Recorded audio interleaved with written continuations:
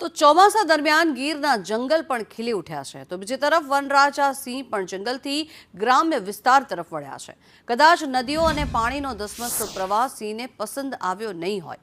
ઉનાના પાતાપુર વિસ્તારમાં 4 સિંહ વસવાટ કરતા હોવાનું સામે આવ્યું છે। પાતાપુર ગામમાં રખડતા પશુઓનું મારણ કરી મિજબાની કરતા સીસીટીવી કેમેરામાં કેદ થયા છે। અહીં ગૌશાળામાં અત્યાર સુધીમાં 25 જેટલા પશુઓનું સિંહોએ મારણ કર્યું છે। તો શિકારની શોધમાં આવી ચડેલા સિંહ જોઈ હિંચકામાં બેઠેલા લોકોના જીવ પણ તાળવે ચોંટ્યા છે।